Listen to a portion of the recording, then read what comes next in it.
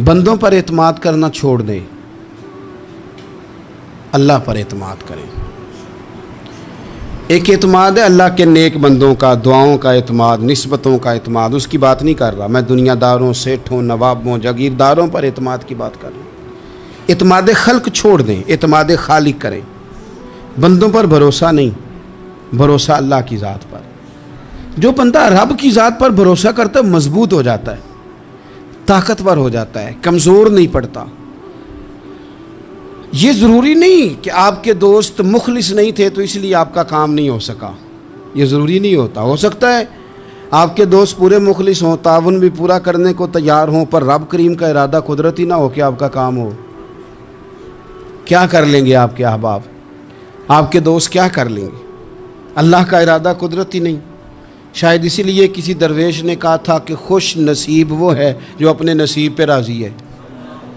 وہ شاید زیادہ نصیب والا ہے جو اپنے نصیب پہ خوش ہو گیا۔ عزیز دوست، چیزوں کو سمجھ لیں اور اچھی طرح سے آپ سمجھ لیں کہ ہو سکتا ہے کہ آپ کے دوست آپ کو پورا کندھا دینا چاہ رہے تھے، وہ تیار تھے، پر اس وقت آپ کا نصیب ہی کچھ اور تھا۔ آپ ان خزانوں پر زیادہ توجہ کریں جو خزانے رب کے پاس ہیں۔ ہمیں اپنے تعلقات پر بڑا بھروسہ ہوتا ہے، ہمیں بڑا پتہ ہوتا ہے اتنے لوگوں سے میرا جرانہ ہے، فلانے سے میرے دوستی ہے۔ اور بھئی یہ سارے کام تب ہوں گے جب رب چاہے گا۔ بہترین ڈاکٹر کے پاس جا کے دوا کھا لے میرے عزیز، شفا تبھی ہوگی جب میرا اللہ چاہے گا۔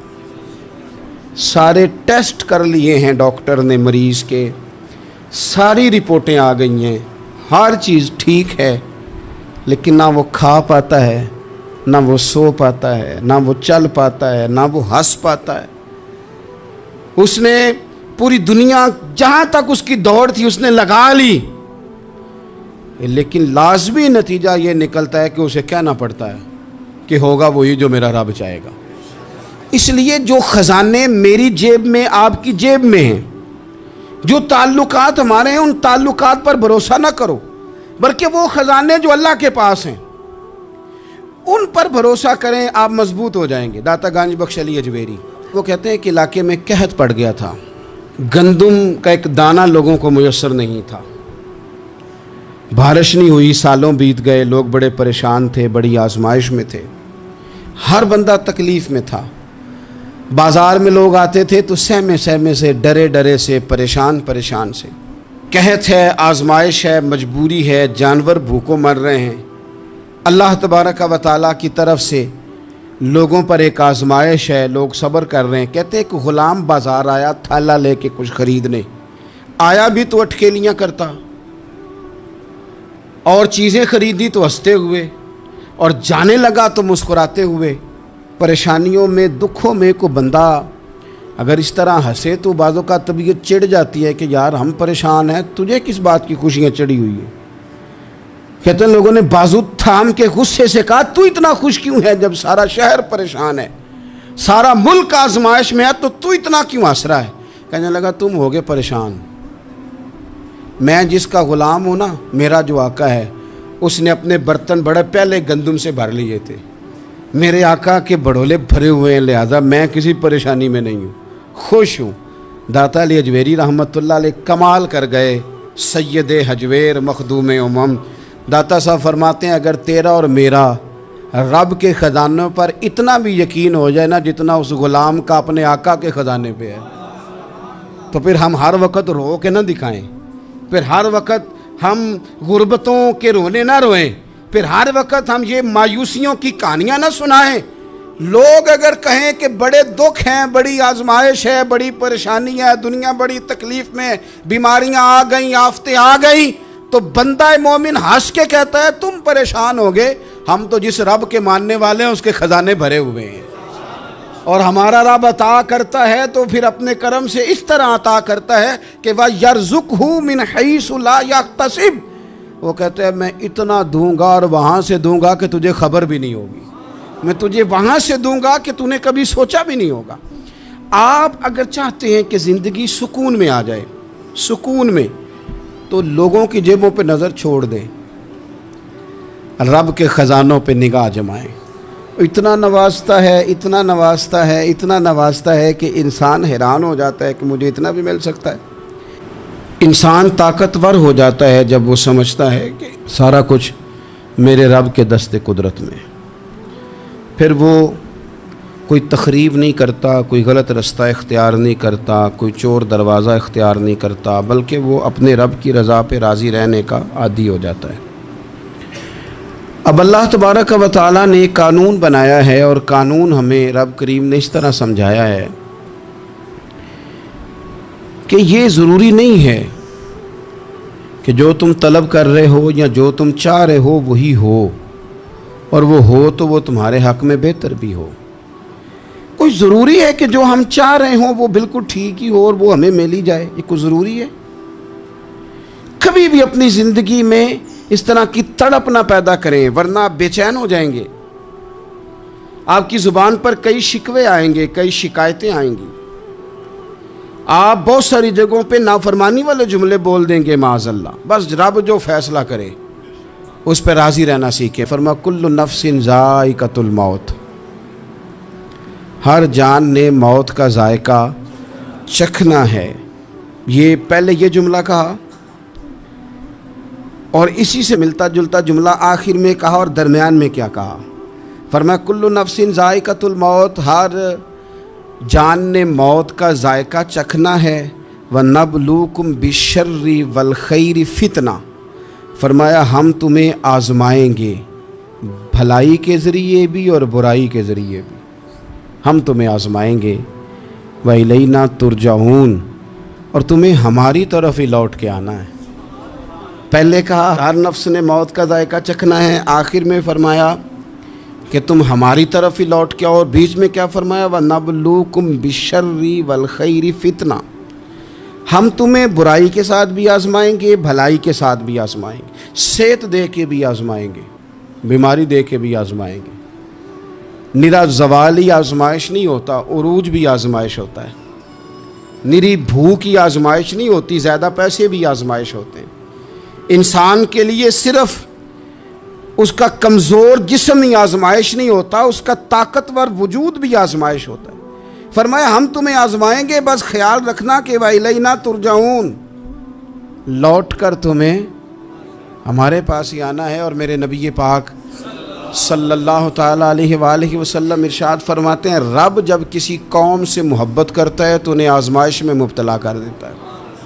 پھر فرمایا اگر وہ اس پر صبر کریں، اللہ کی قضا پہ راضی رہیں، تو پھر اللہ بھی ان سے راضی ہو جاتا ہے، اور اگر وہ ناراضگی کا اظہار کریں کہ یہ مصیبت کیوں آئی، تو پھر اللہ بھی ناراض ہو جاتا ہے۔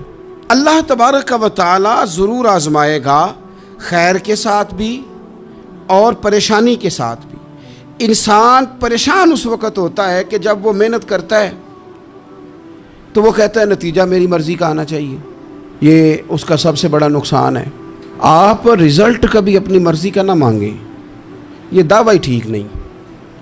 بہت سارے لوگوں کو جانتا ہوں جو کہتے ہیں میں بندہ بھی ٹھیک ہوں بھی دیانتدار، محنت بھی بڑی کرتا ہوں، توجہ بھی میری پوری ہے، پر پھر بھی معاملہ صحیح کیوں نہیں ہوتے؟ تو میں کہتا ہوں پہلی باتیں ساری ٹھیک تھیں، آخری والی غلط ہے۔ اس لیے کہ محنت آپ کریں ساری، پر بندے نے رہنا تو بندہ ہی ہے نا۔ ساری محنت کر کے آپ کبھی اس نقطے کو سمجھ جائیں نا کہ 950 سال نبیوں نے تبلیغ کی، ہزار سال انبیاء نے تبلیغ کی، انبیاء نے، رب کے تربیت یافتہ لوگوں نے تبلیغ کی، 2 لوگوں نے کلمہ پڑھا، 4 لوگوں نے کلمہ پڑھا، لیکن میں آپ کو دیانتداری سے بتاتا ہوں کہ وہ کامیاب ہو کے گئے دنیا سے۔ انبیاء کامیاب ہوئے، کیوں؟ اس لیے کہ رب نے انہیں کہا تھا جا کے پیغام دینا ہے، یہ نہیں کہا تھا کہ بندوں کا بدلنا بھی ضروری ہے۔ ہمارے بچے پتہ کیا کرتے ہیں؟ وہ فٹافٹ نہ پریشان ہو جاتے ہیں۔ نبیوں کے ذمہ تبلیغ کرنا ہے، یہ ان کا ذمہ نہیں کہ لوگ ضروری کلمہ پڑھیں۔ ہدایت تو رب کریم کے دستے قدرت میں۔ انبیاء خلوص سے، للہیت سے جد و جہد کرتے رہے، لیکن انہوں نے یہ نہیں کہا کہ مالک اتنی محنت کی ہے بندے ٹھیک ہی نہیں ہوتے، یہ نہیں کہا انہوں نے، اس لیے کہ جو ان کی ڈیوٹی تھی انہوں نے ڈیوٹی صحیح کی۔ ہم نے اپنی ڈیوٹی کرنی ہے. پریشان اس وقت ہوتے ہیں جب نتیجہ اپنی مرضی کا مانگتے ہیں. نتیجہ نہ اپنی مرضی کا مانگے, رزلٹ نہ اپنی مرضی کا مانگے. اور جناب پیر صاحب میں فلانا وظیفہ بھی پڑھتا ہوں, فلانا وظیفہ بھی پڑھتا ہوں, فلانا وظیفہ بھی پڑھتا ہوں, دل نہیں صاف ہوتا. تو میں نے کہا یہ تو اللہ نہیں کر رہے ہیں. آپ ڈیوٹی کریں, آپ کام کریں جو آپ کے ذمے لگایا گیا ہے, اس میں وہ قضا نہ کریں آپ. باقی اللہ تعالیٰ کرم نوازی فرمائے گا. دیکھیں ایک بادشاہ تھا, اس کی سلطنت میں نا وہ قوم بنانا چاہتا تھا. ہمارے بادشاہ, ہمارے حکمران قومیں نہیں بناتے, لوگوں کو اپنے حق میں قائل کرتے ہیں. اس لیے کبھی بھی ہمارے ملک میں قومی سوچیں عام نہیں کی جاتی, ذاتی سوچیں عام کی جاتی ہیں. ملی باتیں نہیں کی جاتی, ذاتی باتیں کی جاتی ہیں. وہ چاہتا تھا کہ میری قوم بن جائے. اس کا ایک ہیرا سلطنت میں سے گم ہو گیا, تو اس نے اعلان کیا, اس نے کہا کہ جو بندہ ہیرا تلاش کر کے لائے گا اسے انعام دوں گا. ساری قوم نکل کھڑی ہوئی ہیرا تلاش کرنے پر. ادھر بھی لوگ گئے, ادھر بھی لوگ گئے, خشکیوں میں, دریاؤں میں, جہاں جہاں جس کی پہنچ تھی, جنگلوں میں, وادیوں میں, گھروں میں, بستیوں میں لوگوں نے ڈھونڈا. ساری قوم ایک ہیرا تلاش کر رہی ہے. بالآخر سب لوگ جمع ہو گئے ایک میدان میں. ایک بندہ اوپر چڑھا, بادشاہ کے پاس, وہ اونچی جگہ پہ کھڑا تھا. اس نے کہا جناب یہ ہیرا مل گیا ہے. اب جب ایک کو ہیرا مل گیا تو باقیوں کے چہرے اتر گئے کہ یہ کامیاب ہوا, ہم ناکام ہوئے. بادشاہ چونکہ ان کی تربیت کے لیے یہ کام کر رہا تھا, اس نے کہا تمہارا کیا خیال ہے کہ اس ہیرے کے بغیر میرا گزارا نہیں تھا؟ کہ تمہارا کیا خیال ہے کہ ہیرا میری سلطنت سے نکل گیا تو مجھے زوال آ جائے گا؟ اس نے کہا یہ تو ایک ہیرا ہے. اٹھا کے پھینکا, دیوار کے ساتھ لگا, ہیرا ٹوٹ گیا. اس نے لوگوں سے کہا تمہارے چہرے اترے ہوئے ہیں, میں تمہیں ایک بات سمجھانا چاہتا ہوں, ہیرا ایک ہی تھا, ایک ہی بندے کو ملنا تھا. میں نے انعام کا اعلان تو یہ کیا تھا نا کہ جو ہیرا ڈھونڈ کے لائے گا اسے انعام دوں گا, لیکن اب میں تمہیں بتاتا ہوں کہ میں تم سب کو انعام دوں گا. اس لیے کہ ہیرا ایک تھا, ملنا ایک کو ہی تھا, سب کو مل سکتا نہیں. لیکن انعام اس لیے سب کو دوں گا کہ ہیرا ڈھونڈنے پر انعام نہیں دے رہا, میں کوشش کرنے پہ انعام دے رہا ہوں. کہ تم نے کوشش تو کی, تم نکلے تو صحیح, جدوجہد تو کی. کچھ لوگ کہتے ہیں کہ ہمیں ہیرا مل بھی جائے. او خدا کے بندے, ہیرا ایک ہے, ہیرا ملنا کمال نہیں, محنت کرنا کمال ہے. ہم نہ تیار نہیں ہوتے. اللہ فرماتے ہیں میں نے آزمانا ہے, میں نے آزمانا ہے, تم نے سفر جاری رکھنا ہے. لیکن یہ ضرور یاد رکھنا کہ وَإِلَيْنَا تُرْجَعُونَ, لوٹ کے تمہیں میرے پاس ہی آنا ہے, تم نے لوٹ کے ادھر آنا ہے. اس بات کو ذہن میں رکھنا. حضرت عبداللہ بن عباس رضی اللہ تعالیٰ عنہ اس حدیث کے راوی ہیں. المعجم الکبیر کی یہ حدیث ہے. اللہ کے پیارے رسول صلی اللہ تعالیٰ علیہ وسلم ارشاد فرماتے ہیں کہ جس بندے کو 4 چیزیں مل گئی نا, اسے اللہ تعالیٰ نے دنیا اور آخرت کی بھلائیاں عطا فرما دی. 4 چیزیں جس شخص کو نصیب ہو گئی. یا رسول اللہ کون سی؟ حضور فرماتے ہیں جس کو شکر کرنے والا دل مل گیا, اور کریم محبوب فرماتے ہیں جسے اللہ تعالیٰ کا ذکر کرنے والی زبان مل گئی, اور حضور فرماتے ہیں جسے مصیبت پر صبر کرنے والا بدن مل گیا, اور جسے ایسی بیوی مل گئی جو نہ اس کے مال میں خیانت کرے گی, نہ اس کی عزت میں خیانت کرے گی. جسے یہ 4 چیزیں مل گئیں وہ خوش نصیب ہے, دنیا بھی بن گئی, آخرت بھی بن گئی. کامیابی صبر آ جانے کا نام ہے, کامیابی شکر حاصل ہو جانے کا نام ہے.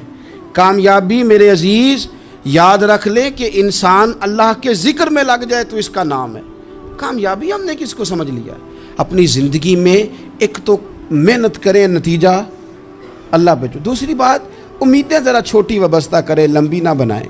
ایک ہے منصوبہ سازی کرنا مستقبل کی, وہ غلط نہیں. میرے نبی پاک علیہ السلام کا فرمان کاش کبھی ہم سمجھ جائیں. حضور نے ایک دن صحابہ سے فرمایا تھا حیا کرو. کہا صحابہ سے, سمجھایا ہمیں, فرمایا حیا کرو. یا رسول اللہ کس بات سے؟ فرمایا وہ والا مال کماتے ہو جو کھا ہی نہیں سکتے, اور وہ والے مکانات بناتے ہو جن میں تم رہ ہی نہیں سکتے, اور ان چیزوں کا سوال کرتے ہو جن کی تمہیں ضرورت ہی نہیں. اتنے لمبے محلات, اتنا لمبا چوڑا مال, اتنا لمبا چوڑا پیسہ, اتنی لمبی امیدیں, اتنی لمبی داستانیں, انسان کمزور ہو جاتا ہے. ساری زندگی حساب کتاب میں بیت جاتی ہے. دیکھیں نا حضور علیہ السلام نے فرمایا یہ جو غریب لوگ ہیں نا، یہ مالداروں سے 50,000 سال پہلے جنت میں داخل ہو جائیں گے۔ کیوں؟ اس لیے کہ جس کے بیگ زیادہ ہوتے ہیں نا، ایئرپورٹ پہ پھنس جاتا ہے، الجھ جاتا ہے۔ وہ کبھی ایک آیا، دوسرا نہیں آیا، تیسرا نہیں آیا، چوتھا نہیں آیا۔ اور جو ہینڈ کیری والے ہوتے ہیں نا، 2 جوڑے، وہ تو بس جناب سب سے پہلے وہی نکلتے ہیں، اور ان کی گاڑی بھی کسی رش میں نہیں الجھتی، گھر وقت پہ پہنچ جاتے ہیں۔ مال تھوڑا تو حساب بھی تھوڑا۔ تو ہم نا لمبی امیدوں کے چکر میں اس لیے پریشان ہے۔ رب کہتا ہے وَإِلَيْنَا تُرْجَعُونَ، تم نے اپنے گھر واپس آنا ہے، تم نے ادھر لوٹنا ہے۔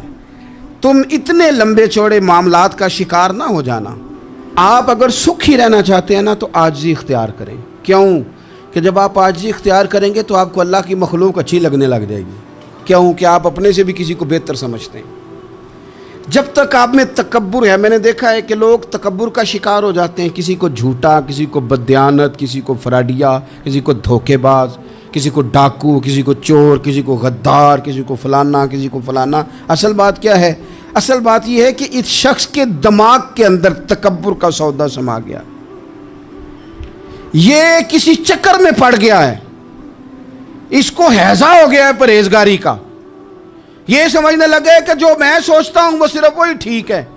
تیرا یہ دعویٰ ہے کہ ساری مخلوق ٹھیک نہیں، اور میرا رب فرماتا ہے لَقَدْ خَلَقْنَا الْإِنسَانَ فِي أَحْسَنِ تَقْوِيمٍ، میں نے مخلوق بنائی بڑی سونی ہے۔ ہم نا جب یہاں آ جاتے ہیں نا، یہاں ایک شخص تھا جس کا نام تھا بلعم بن باورہ، یہ بڑا مستجاب الدعوات تھا، جو دعا مانگتا تھا اللہ قبول فرما لیتا، پرہیزگار تھا۔ اسم اعظم اللہ نے اسے عطا کر دیا۔ حضرت موسیٰ علیہ السلام کے دور میں حضرت موسیٰ علیہ السلام نے جب اپنی قوم کو لے کے جبارین کے خلاف جہاد شروع کیا، نکلے تو اس طرف آنا تھا جس طرف یہ رہتا تھا۔ لوگ سارے اکٹھے ہو کے اس کے پاس آئے، آ کے کہنے لگے حضرت موسیٰ علیہ السلام آ رہے ہیں اپنی قوم کو لے کے حملہ کرنے کے لیے، تو دعا کر دے، معاذ اللہ نبی کے خلاف دعا کر دے، تو بد دعا کر دے تاکہ وہ آ نہ سکیں، تیری دعائیں قبول ہوتی ہیں۔ پہلے تو کہنے لگا کہ کتنے بدبخت ہو، مجھے نبی کے خلاف بات کرنے اور دعا کرنے کا کہہ رہے ہو، معاذ اللہ، بدبخت ہو، دوڑ جاؤ۔ لیکن اللہ سے یہ توفیق مانگے کہ وہ انسان کا شعور سلامت رکھے، شعور سلامت۔ حضرت سلطان باؤ رحمۃ اللہ علیہ نے اپنے دور میں کہا تھا کہ ایمان سلامت ہر کوئی مانگدا ہے، عشق سلامت کوئی، وہ تو انہوں نے کہا تھا نا۔ اور آج کیا حال ہے کہ مال سلامت ہر کوئی مانگدا ہے، تو ایمان سلامت کوئی۔ اب کہاں ایمان سے، اب تو مال سلامت مانگتے ہیں الا ماشاء اللہ۔ تو انہوں نے کہا تھا کہ ہمارے دور میں سارے ایمان کی سلامتی مانگتے ہیں اور میں عشق کی مانگتا ہوں۔ اور میں لوگوں کو کیا کہوں، میں تو یہی کہہ سکتا ہوں حضرت سلطان صاحب سے معافی لے کے کہ حضور ہونتے مال سلامت ہر کوئی مانگدا ہے، تھے ایمان سلامت کوئی۔ اب تو یہ حال ہو گیا۔ او بلعم بن باورہ غلط فہمی ہو گئی، پہلے تو لوگوں کو اس نے ڈانٹ دیا، لیکن جب لوگ دوبارہ آئے نا تو تحفے طائف لے کے آئے، لالچ میں آ گیا، پاگل ہو گیا، بیوقوف ہو گیا۔ ہرس ہوس یہ کہیں کا نہیں چھوڑتا انسان کو۔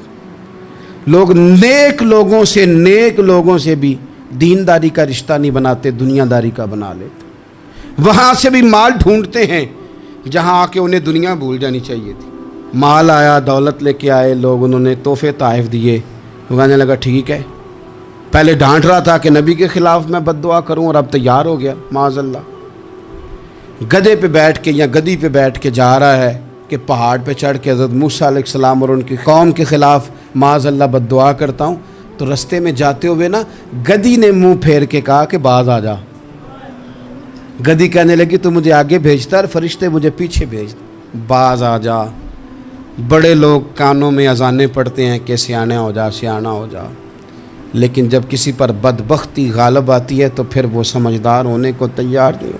اللہ تعالیٰ اپنی خفیہ تدبیر سے ہمیں محفوظ فرمائے۔ اللہ تعالیٰ ہمارے حق میں جب بھی فیصلہ کرے تو رحمت والا کرے، کرم والا کرے، آسانی والا کرے۔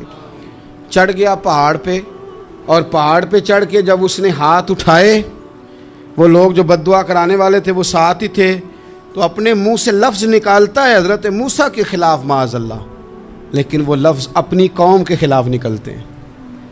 وہ ان کے خلاف بد دعا کرنے چلا تھا، تو چونکہ ہر چیز اللہ کے دست قدرت میں ہے نا، تو زبان سے نکالتا کچھ ہے، نکلتا کچھ اور ہے. پھر وہ وقت بھی آیا کہ زبان لٹک گئی، سینے پہ آ گئی، عذاب آ گیا اللہ کا، تباہ ہو گیا اپنی قوم سمیت. اپنی زندگی میں یاد رکھ لیں اچھی طرح، ہرس، ہوس، تکبر، غرور، وہ کسی چیز کا بھی ہو، وہ انسان کو لے ڈوبتا ہے. اگر آپ زمین پہ کھڑے رہ کے لوگوں کو دیکھیں گے تو کچھ لوگ اگر آپ کو اپنے برابر نظر آئیں گے نا قد میں، تو کچھ انشاءاللہ بڑے بھی نظر آئیں گے. ہم نے لسٹیں بنا لی ہیں کہ کون کون کتنا غلط ہے. ہم نے ہر ایک کے بارے میں 2-4 باتیں یاد کر لی ہیں، فلانا اتنا خراب ہے، فلانا اتنا اور فلانا اتنا.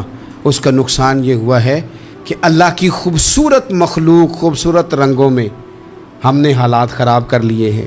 اگر ہم چاہتے ہیں کہ ہمارا دل سکون میں آئے، قرار میں آئے، تو زندگی عاجزی والی، انکساری والی، اللہ تبارک و تعالیٰ کی بات. میں اکثر کہتا ہوں کہ نبی پاک صلی اللہ تعالیٰ علیہ وآلہ وسلم نے کتنی شانیں بیان کی حضرت عمر فاروق، کتنی عظمتیں حضور نے ان کی بیان کی. جب ان کا وصال ہونے لگا نا، ان کو زخم لگا، تو لوگ ان کی تعریفیں کرنے لگے. اب ان کو بھی پتہ تھا کہ میری عظمت میں حضور نے کیا کچھ بیان کیا ہے. لوگ ان کی تعریف کرنے لگے، امیر المومنین آپ کو یہ کمال حاصل ہے. تو حضرت عمر فرمانے لگے دعا کرو بس میری نیکی اور بدیاں برابر برابر ہو جائیں، نیکیاں اور بدیاں برابر ہو جائیں. میں کسی درجے کا خواہش مند نہیں، بس یہ چاہتا ہوں کہ یہ عاجزی کا حسن دیکھیں، انکساری کا یہ درجہ دیکھیں. فرماتے ہیں بس یار معافی دے دے نا، وہ معاف کر دے. پھر تو بات بن گئی. میں جلسوں پہ، اجتماعات پہ جاتا ہوں تو ایک رواج بن گیا ہے، لوگ بڑی بڑی قطاروں میں پھول لے کے کھڑے ہو جاتے ہیں اور گاڑیوں میں پھینکتے ہیں. تو میں اپنے سنگیوں سے کہتا ہوں کہ اگر تو قیامت میں بھی ایک پھول مل گیا نا، تو پھر تو یہ سارے استقبال کام آ گئے. اور اگر وہاں کھڑا کر لیا گیا نا، صحیح حدیث میں حضور نے فرمایا ہے کہ کچھ سوالوں کے لیے بندے کو محشر کے میدان میں کھڑا کر لیا جائے گا. ان سوالوں میں سے ایک سوال یہ بھی ہوگا کہ بتا اپنے علم پر عمل کتنا کیا تھا.